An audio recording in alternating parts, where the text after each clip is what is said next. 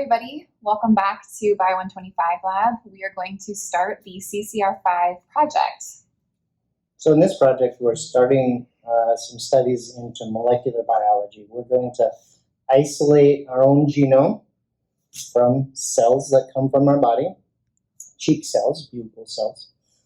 And then we're going to amplify or make more of a small region of that so that we can find out which allele or gene copy that we have of CCR5. So if we isolate genomic DNA from humans, which is what we are, we would be isolating 3 billion base pairs. And we're not interested in all 3 billion of base pairs. We want to hone in on just the CCR5 gene, and not even the whole gene, just a small fragment of that gene that overlaps the area that contains a mutation. And that mutation is called CCR5 delta 32. Yep. So this delta 32 mutation is thought to have arisen in a Scandinavian population about 1,000 years ago. If you look at the gradient of allele frequency throughout Europe, it seems to be higher in the Scandinavian countries and then reduces the further you get away from that, or the further you get away from territories that the Vikings ended up conquering. So this mutation seems to have spread, we don't know why, but with the Viking era, about 1,000 years ago. Right, so there's this hypothesis that the mutation was spread through Viking travels, starting in Scandinavia and moving outwards, which is really interesting. So we'll get to find out if we have some of that history in our own genomes. So we get a little piece of history, but then also there is a medical relevance to this particular mutation today, because it turns out that this mutation it confers a little bit of resistance to HIV infection. Which is a positive thing, but the mutation itself makes the CCR5 protein non-functional. So you end up with a non-functional protein that actually provides some benefit in our day and age where there is an HIV pandemic still going on in parts of the world. Mm-hmm. HIV jumped to humans in the last couple hundred years or so. So we know that the origin and spread of the mutation isn't related to HIV, but these two things are not coming together. Right. The HIV pandemic is too recent to have been the positive selective force that drove up the allele frequency of CCR5 delta 32. Yeah. So this is kind of a fun story, but it's a fun story that we can learn a lot of good biotechnology technique around. So what we're going to do then is to gather our DNA and amplify a piece and see which allele we have. How do we start? Let's get started. So the first thing we want to do is extract our genomic DNA from buccal cells, from our cheek cells. So to get ready, we're going to first pipette, put gloves on. So the first step in the DNA extraction protocol is to pipette 500 microliters of a sodium hydroxide solution into our microcentrifuge tubes. So sodium hydroxide is a strong base, and we're going to use that to lyse our cheek cells to break them open and release all of the cellular contents. So I have my P1000 set to 500 microliters to transfer 500 from my stock tube into my extraction tube.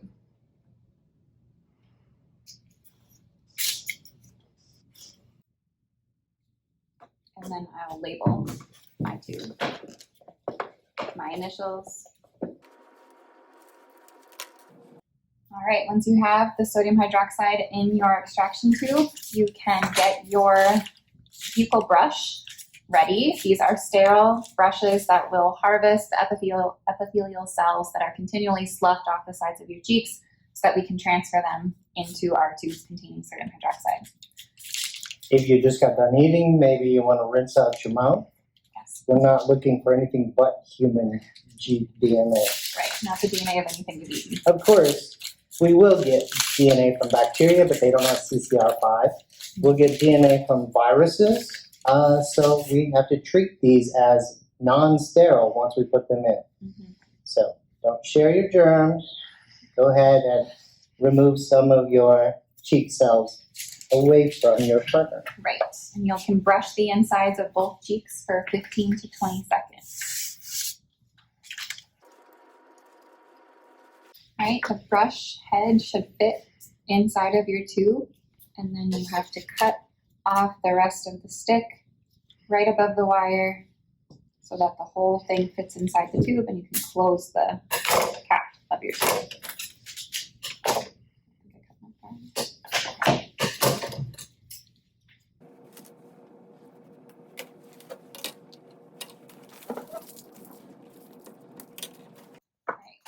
Next step is to vortex these tubes so that all of the cells on the brush come off the brush and into the solution. So we've got a vortex right here. The vortex, you would just make sure it's on auto, and that will make it run whenever you put pressure on it. And then we have the speed set at 5. So when you do it, you just shake and create a vortex within your solutions. Mix it up really well. You can see that I've got my finger on the cap, making sure the cap is on top. After vortexing, we're going to incubate the tube at 95 degrees Celsius for 10 minutes, just to encourage cell lysis as your cheek cells sit in the sodium hydroxide. So the sodium hydroxide should be breaking down those cell membranes and the nuclear membranes and starting to release all of that stuff. And we just want to facilitate that by heating it up as well. We're going to use this thermocycler or PCR machine in order to do this. We have a program set at boil, so it's going to heat it up to 95 degrees Celsius, just about boiling, and we have it holding for 10 minutes. So we put it in, we shut the cap, and we start the program. We could put any kind of program in here. So we have this one set up just for exactly what we want, 95 degrees, 10 minutes, and it's running. It'll increase the temperature, it'll hold it there, and then it'll hold at whatever temperature we want when it's done. We'll set our timer and come back in 10 minutes. All right, so our 10-minute incubation is finished, and we can get our tube out of there. You see the temperature is going down again. It was at 100 degrees or 95 degrees. Now it's going back down. So we can end our program, stop our program, and there are our tubes. All right, now this is a solution of biomolecules, the macromolecules that we've talked about. So there's lipids in there, there's protein in there, there's DNA in there, there's RNA in there, and what we want is the DNA. Right, so the first thing we're going to do is stop cell lysis, and we're going to do that by adding 50 microliters of tris HCl at pH 8.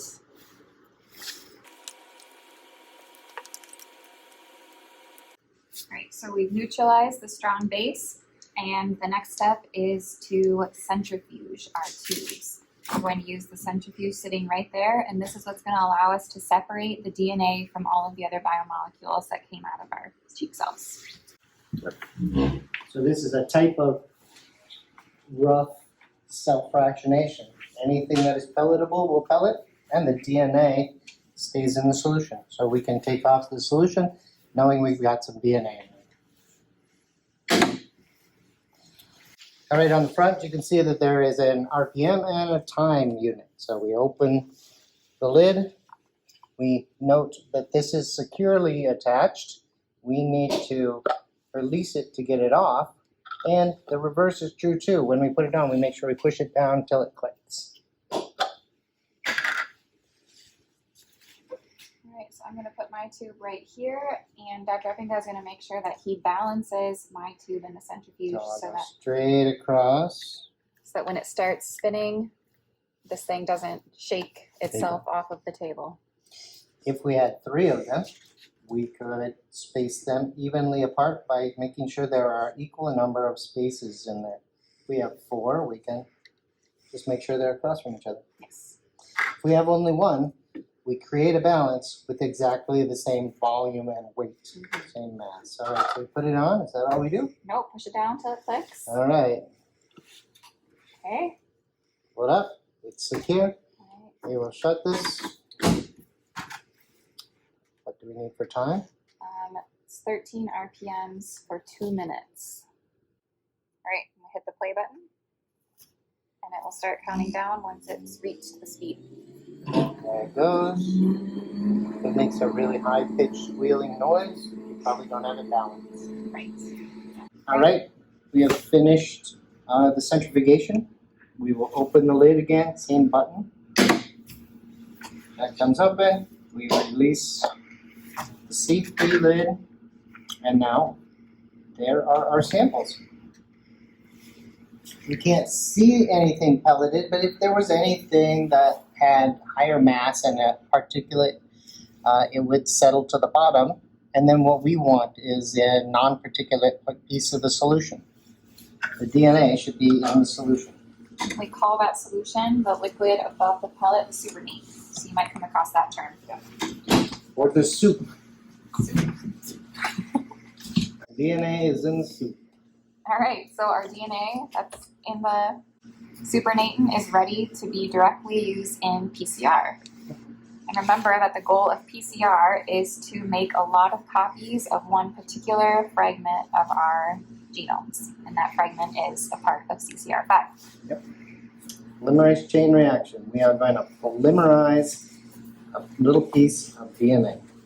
Our DNA. All right, let's do it. All right, what do we need? We need several things. So we have our DNA. We also have 2 sets of control DNA that we know have been extracted well. We know that they work in PCR, and we also know their genotypes. So I'm going to be working with control wild type DNA. That's going to have 2 long pieces of CCR5. It Yes. doesn't have that deletion. Right. Neither allele has the missing 32 base pairs. Yes. And then I'll also be processing my own. Yep. Remember, we have 2 copies of every gene, so you could have 2 copies of the wild type. You could have a copy of the wild type and a copy of the mutant. That would be called heterozygous, and that's the situation that I have. I have a heterozygous known piece of DNA. So this DNA was harvested from somebody who had at least one of their forebears had this particular mutation. All right. So to set up the PCR reactions, we use a different size tube. So you can see that these are really tiny tubes here. And we're going to pipette all of the necessary components for PCR into these tubes. Let's start using green mix. So this mix is green. So it looks like, what else is in here? So in order to polymerize DNA, you need a DNA polymerase. And if you're going to put it through a really hot cycle, you need a special one. Yes. An enzyme that functions optimally at high temperatures. Yep. So, a DNA polymerase from a bacteria that has grown up in and adapted to really high temperatures. Yes. So that's where this polymerase was taken from. DNA polymerization is so similar between bacteria and us that we can use their polymerase in order to make more of our DNA. So that's in there. Yes, and we have to use that one because our polymerases would be long denatured at these temperatures. Yep, it would denatured or unfolded. That Yes. quaternary structure no longer would be there. Right, so we have Taq polymerase in here.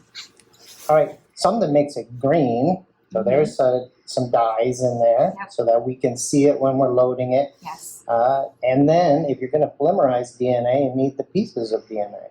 Yes. You need the extra base pairs. You need A's, C's, T's, and G's that are free-floating and available for the polymerase to add on to the growing chain. With that deoxyribose and that phosphate. So in the nucleotide, ready to build 5' to 3'. Mm-hmm. Right, and then the last important component of the green mix are various buffers that keep the pH of the reaction stable so that the reaction occurs. Awesome. All right. So how much of that do we need? We need 10 microliters of this stuff. The final reaction volume of each PCR reaction is going to be 20 microliters. And this stuff comes 2 times more concentrated than we need it. We call that 2x. So we are going to add 10 microliters into a 20 microliter reaction so that the final concentration is 1x. Yep. All right, 10 microliters. So I am going to need 10 microliters for my control reaction for my known heterozygote, and then 10 for my own DNA. And I will do the same. Now, if we were doing a huge batch, you could actually just make a master mix of all these pieces. But today we're going to do them separate. All right, green mix is in. So to do that, I used a P10, set it to 10.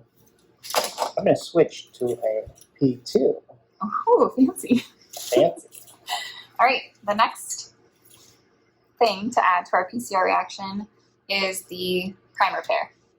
So we have a forward primer and a reverse primer that target our gene fragment of interest. And we're going to add 1 microliter of each of those. Okay. 1 microliter of the forward and 1 microliter of the reverse. DNA builds 5' to 3', so we need something to start or prime that polymerization. And that's what these primers do. We can order whatever we want, and if we make a reverse complement to the sequence, we can target whatever region we want. So we're targeting the gap that is deleted out of that CCR5 gene in the mutant. Yes, and the primers allow us to target certain areas. So 1 microliter, it's very small volume. So this is where you want to, again, make sure that you're inspecting your tip and that you watch 1 microliter go in.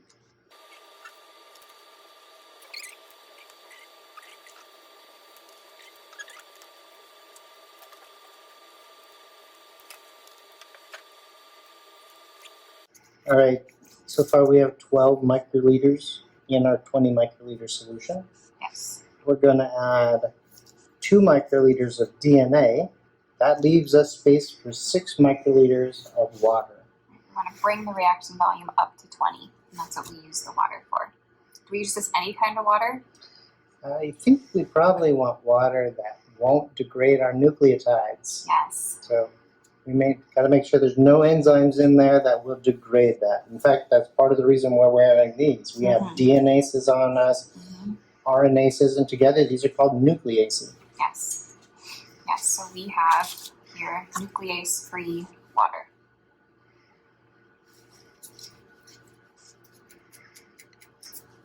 All right, 6 microliters.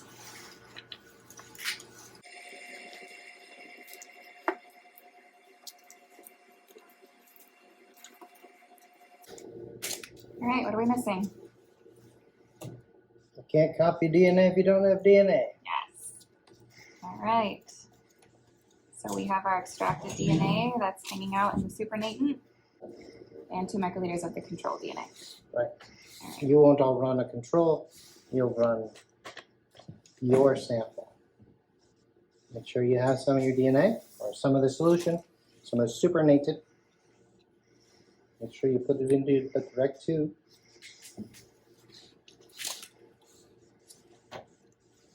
Because that's the one thing that's going to differ with the source DNA.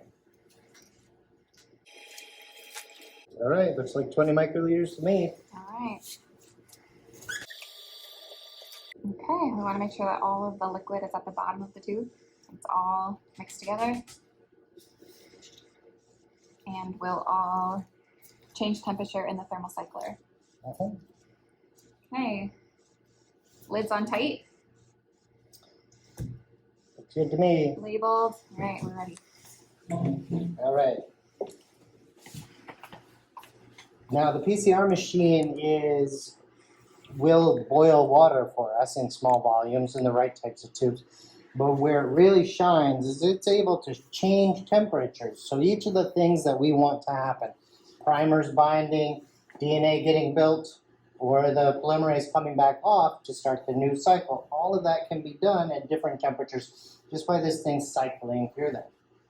We have a program that is called CCR5 that has exactly the program that we want for this reaction.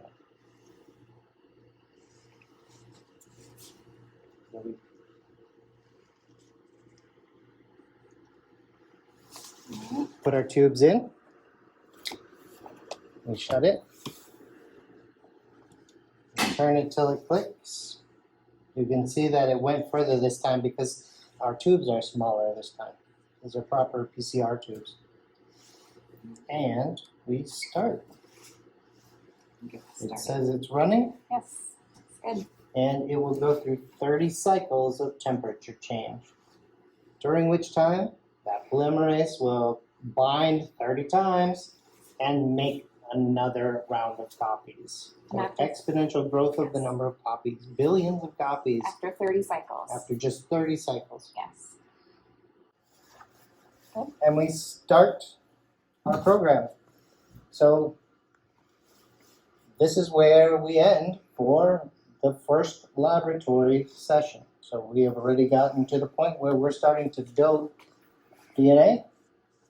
This will run, and when it's finished, it will go down to 4 degrees Celsius like a refrigerator and stay there.